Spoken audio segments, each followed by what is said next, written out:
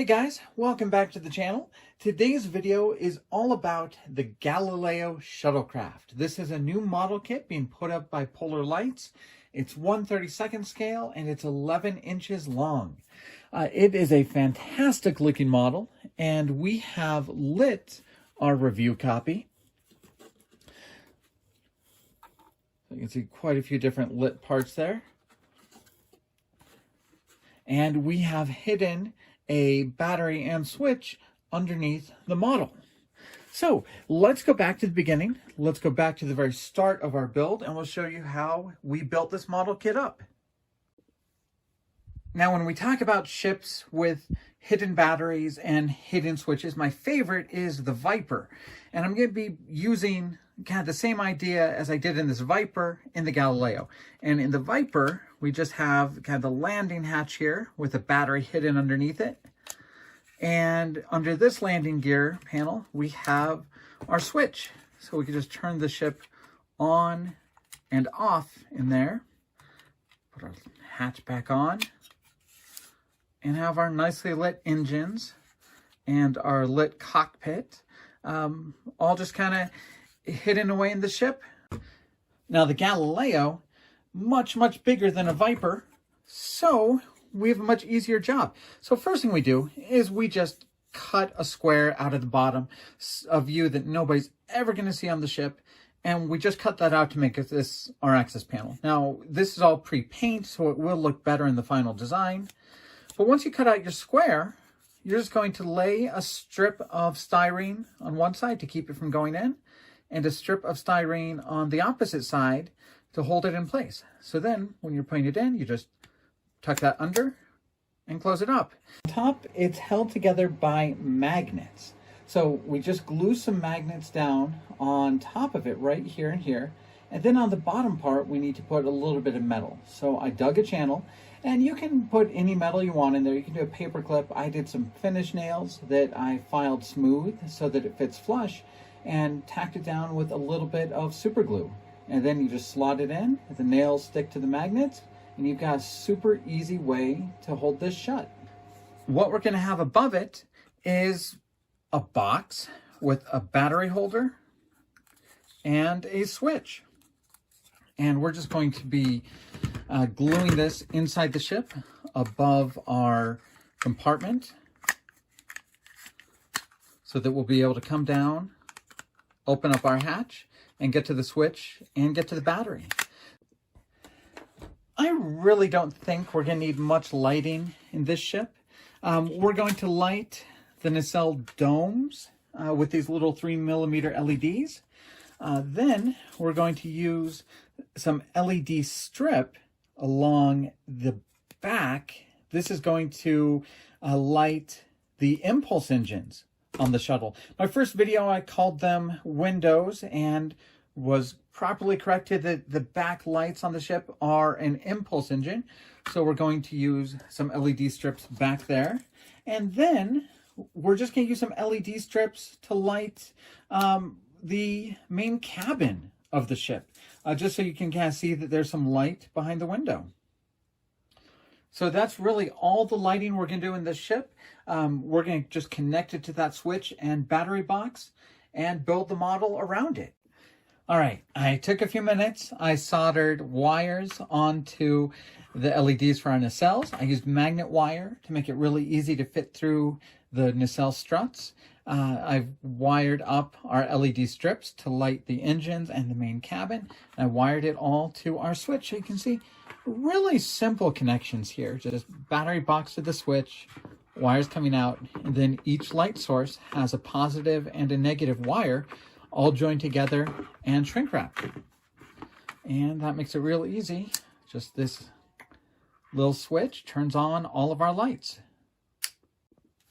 So when it comes to building the nacelle, it's going to be pretty easy, real standard construction. I will say I am very happy with the fit of just the bare plastic. And this is not a snap kit in any way, so you can kind of get a look at things here. So take a look at this. Look at that seam on top, just with these pressed and held together. That is a fantastic fit. And you can even see just right here, holding these together, a lot of that seam really disappears very easily. Then this is always the part where you can really take a look and see how well things are done. How well those rings from the right and the left side of the pylon fit together, and how much cleanup you're going to have to do to make it look like those are just the same ring all the way across. And I am very happy with this. I think that if we just glue this together nicely, we really won't need much cleanup on that. But there's a couple parts of the ship that I'd like to be kind of lit white. So I want to frost them. That's going to be the end caps for our nacelles and this clear plastic that's going to go back behind the impulse engine. So what I'm using to frost them is this. This is a mix of Tamiya flat base and Tamiya clear. So flat base is, you buy it in a paint jar, but it's not a paint. It's an additive. You add it to Tamiya gloss colors to make it flat. So I've mixed it with Tamiya clear here to make a very dense, frosty paint. So Tamiya clear versus Tamiya flat base, and that makes kind of a real frosty look. You can usually make a satin clear coat with it. You've got to go real slow with this, just kind of light layers over light layers. If you do too much of the flat base at once, it'll kind of cake and crack. So we're going to lightly do several coats to get these nicely frosted. And then afterwards, we're going to do some clear acrylic behind it to make sure it's real strong and sturdy.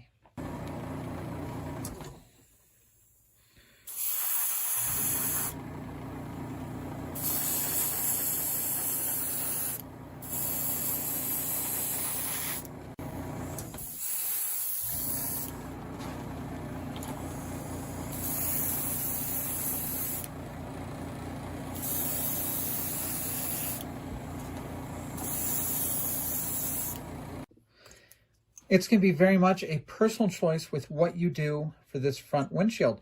If you're doing a really cool diorama, maybe leave it just nice and crystal clear.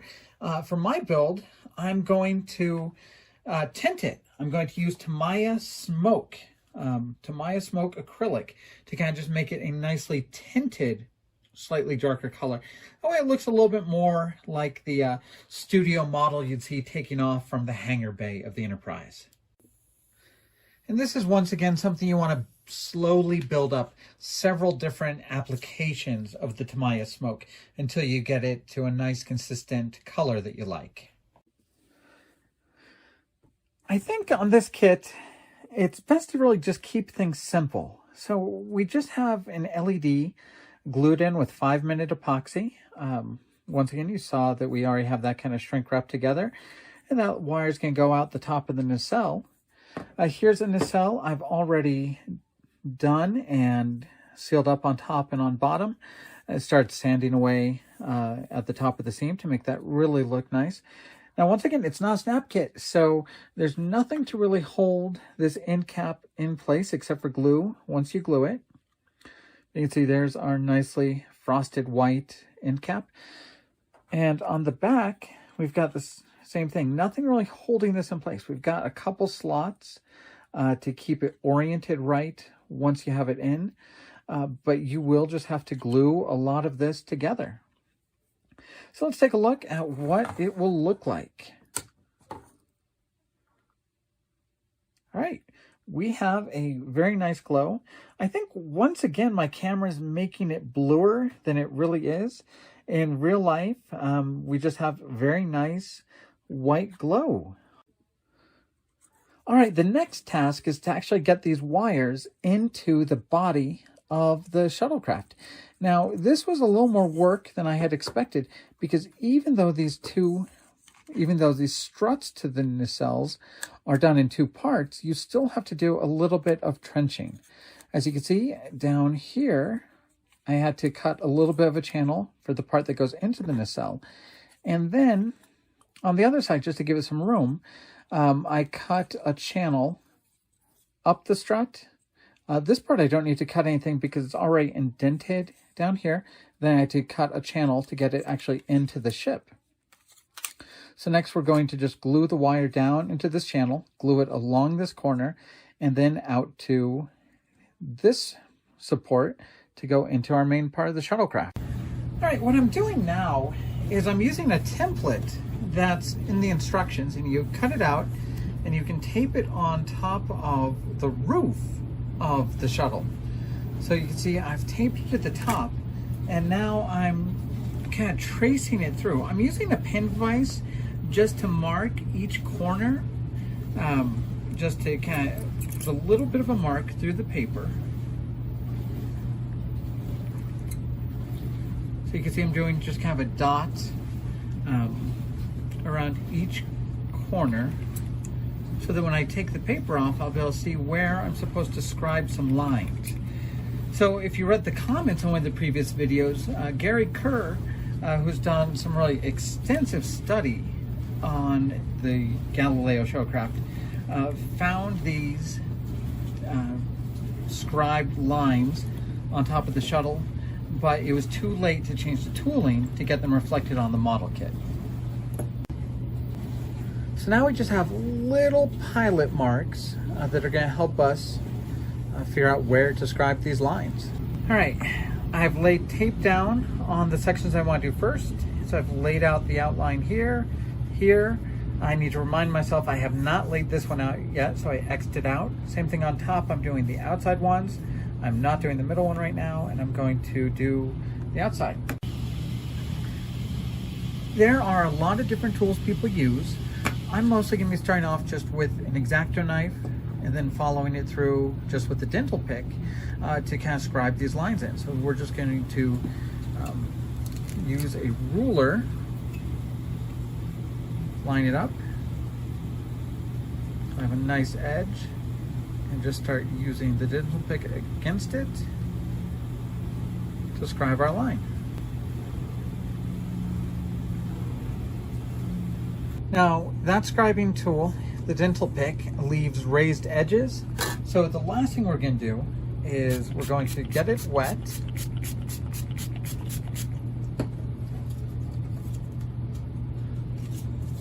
And we're going to start using some sandpaper to kind of smooth down those edges.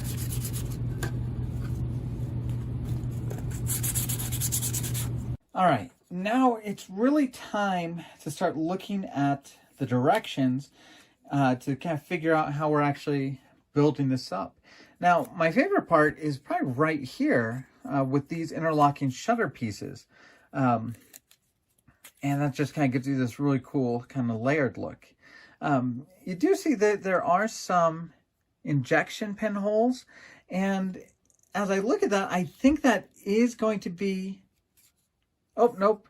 Those are going to be on the inside. So yeah, you do have some injection pin holes here, but they will be on the side that should be hidden inside the ship. So the side that faces out is free of those. But I think this is a really cool look, kind of with those layered pieces there. And then adding in kind of our frosted part, and you kind of start to see the effect we're going to have when we get this on the model. Now, on this model kit, things don't really fit until they do. And I'm going to try and explain what I mean by that. So you kind of put these three pieces together, but when you glue them, you're supposed to already have this built so you can use this as a jig. So you can kind of press everything up against it, then you can glue it, and that's going to hold it in shape. When you get to these big sections here, these two side panels and the front windshield, none of them really fit until all three pieces are in and together. So really study these directions.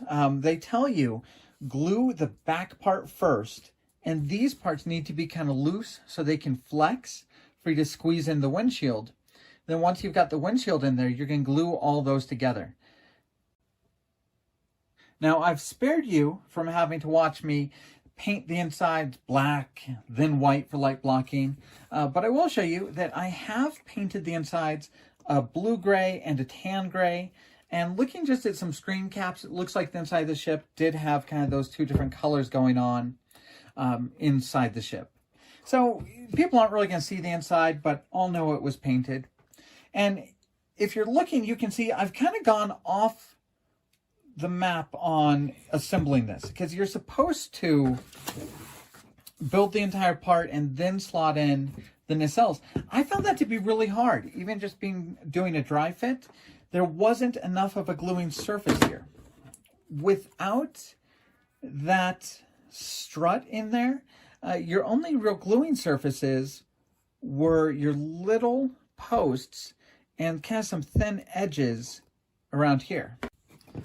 Imagine for a second that this big strut here on the pylon wasn't there. Your only gluing surface would be this little strip here, this strip here, and this one here.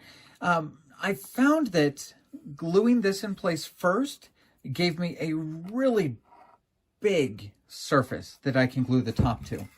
And if you look at kind of the construction on the other side, you can see just kind of the big points of contact that I end up getting to have by having that in at this part of the assembly. So once I decided to do that, it made things work a lot easier. And I hope that I haven't made it too rigid to give me trouble fitting the other parts in.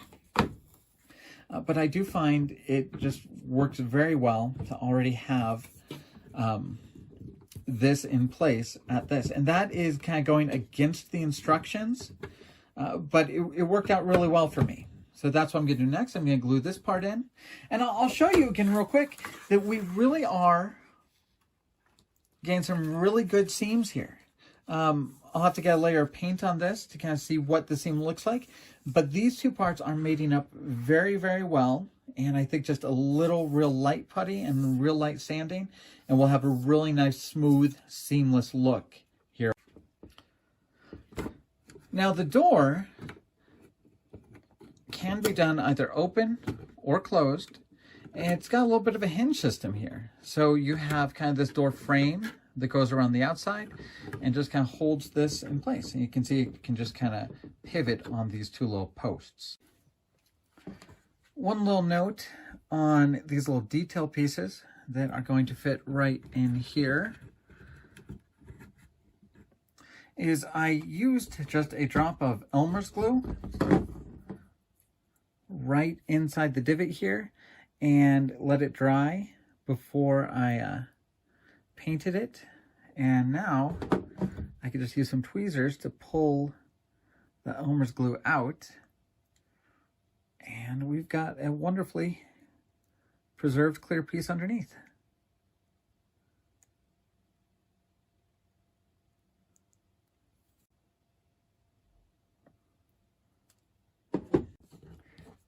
So this is a little bit of what I mean when I say things don't fit until they do. Right now, these two parts are kind of askew, and you really need to be able to flex them and get this part in first. And then once you have this kind of in place, you can start closing these in. And once you have this here to kind of hold them together, now you can glue everything down and everything's going to hold really tight. But until you actually have this in place to glue it, things are really going to be askew and out of square. So just be patient, do what they say and glue the back in first, leave the front flexible. And then once you have this in place, then you can start running some glue down the seams and holding this in place really well. All right, I'm going to show you how the rear assembly works. And I've got my little homemade battery box in place on that floor. I'll glue that in when I get to the final gluing. And I've put the bottom in place. Now I have my rear assembly. I have to refog the back. Some of it unfogged when I had some of the cement nearby.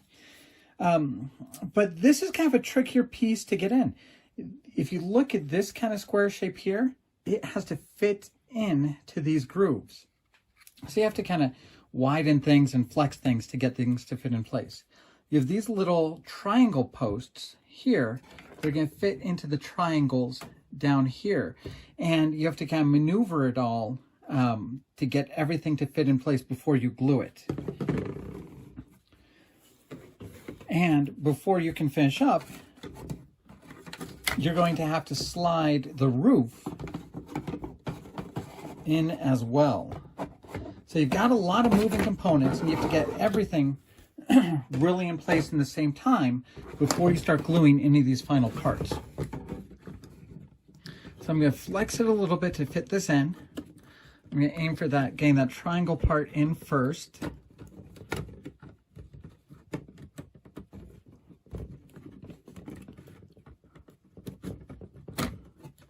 Okay. And now we're going to try to position the rectangle from the rear part into these grooves. And we're going to have to get that done on both sides. Okay, so now I've got it. It's good and sturdy and in place. And when you get things together, they really will fit well. Now the trick is going to be that you have to slide this in, and you're going to have to let it widen up to get these little bits in through too. I'm glad I've got this doorway open so I can kind of hold that up in place. All right. And then once again, you just have to make sure you're maneuvering everything so everything is held in well. There we go. And once you have it held in place like this, then you can start gluing all of these parts in together, gluing these seams to hold all the sides together, and then you're going to have a sturdy, completed ship. All right, I'm going to take that apart. I'm going to finish gluing my lights in place, and I'm going to do that off camera. And I'm just going to start laying beads of cement throughout all of this, down here, down the sides, down these sides, so that everything is really firmly glued in place.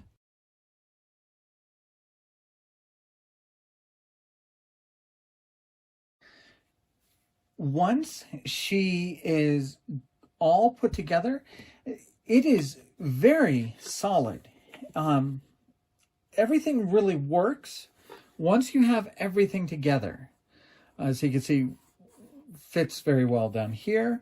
You come right up here, the parts just fit right together, no problem. You get these very nice angles here. The gluing seam is really hidden within that crease. So yeah, that is the main construction of the model. But we still have a ton of parts. We have, of course, our frosted domes for the front. We have our rear end caps.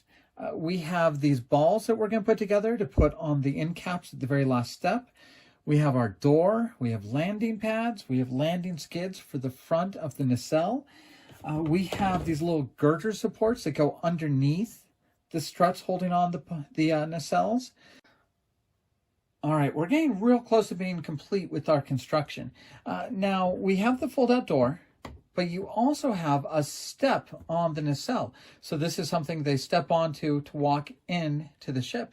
You can either glue this in as a step, or you can use a different part and put it in flat. So you have to choose whether you want that down or up, but you have your choice there. I'm going to build mine with that step down and probably with the door open. Then the next choice you have is you have these skids. So these skids go down on the bottom of the nacelle, and you slot them together like that, so they have a little bit of this detail on the top. And you can put this post in if you're going to have it landed, leave the post out if you don't want it landed, and that's going to slot right in here. It is keyed, so I have to get it in the right way.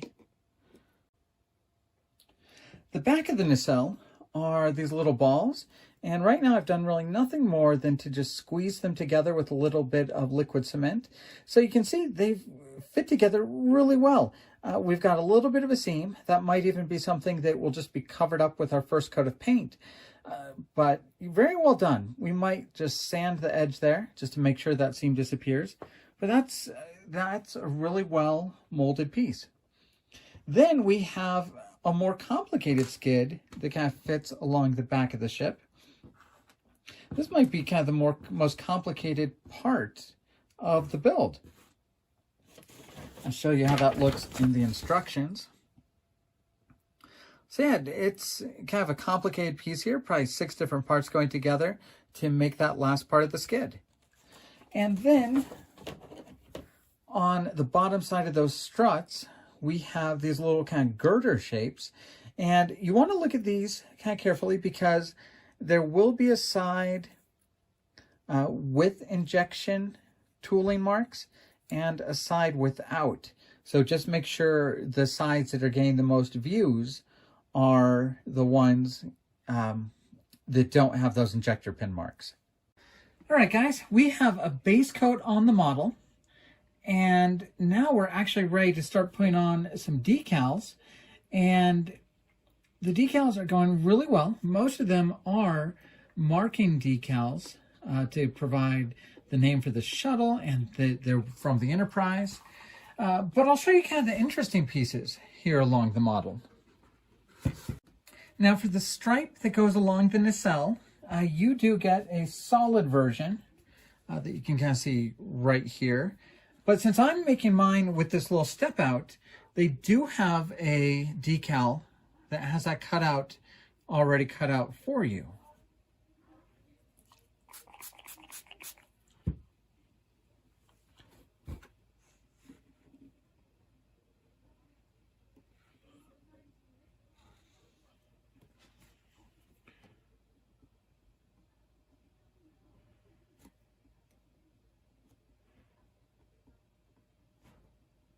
And of course, they also provide right here the decal that can represent the other part of that stripe that you can put on the bottom of that step. So this stripe that goes across the door is done as one piece. So I've kind of put mine on. I'm going to wait for it to dry. Then I'll just slice it in between the door and the hull so that when I close the door, it will look nice and straight like this. You get a nice decal for this equipment hatch that goes on the back of the ship. And then when you open up the equipment hatch, you get some really nice photo decals showing all the circuit boards that were on the original outside prop. Open up that equipment hatch, you will see one more circuit board inside, and you're also going to see these little decals that mark the wires and pipes underneath it. These are probably the most difficult little decals to apply. Now, the only real mystery I have on decals are about these little signs or plaques. Now, you get a note on the outside of the box saying the lower versions are the ones actually used in the production. So it seems like these were what was on the actual full-size prop back in the 60s. The decals above it, the ones that I've used, these seem to match what I was able to see on pictures of the Galileo restoration project, the completely restored version of the Galileo that has been on display. So I really don't know much about these.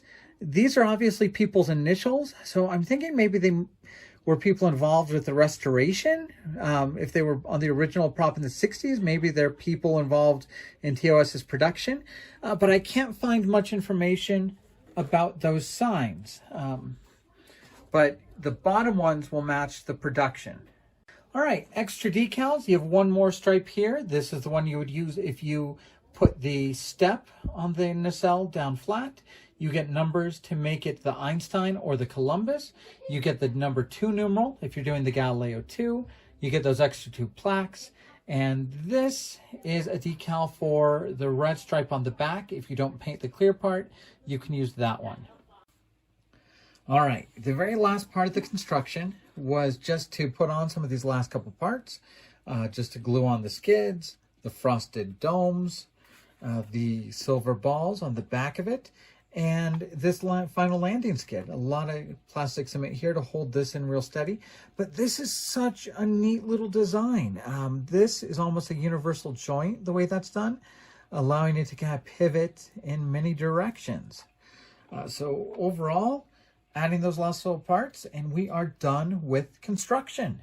So all of that brings us back to this, the final completed model. It's actually kind of a fun build, the way you have to get everything lined up and glued together. It's kind of fun to see how solid it becomes once you slide that roof on and kind of get that back on it. So a very nice build. How much you like this model kit's really going to depend upon how much you like the subject. If you've ever built the old AMT kit of the Galileo, this one's going to be an absolute pleasure to put together. That you get something super accurate that looks right without having to do a ton of add-on parts or modifications. Now, it does not have an interior. And to me, that wasn't a big deal because I kind of come to these from the background of doing Star Trek model kits. You know, the Enterprise, the Reliant, some of the Klingon ships, and none of those are really going to have an interior, unless you're talking about the big 350th scale ships that may have like a hangar bay.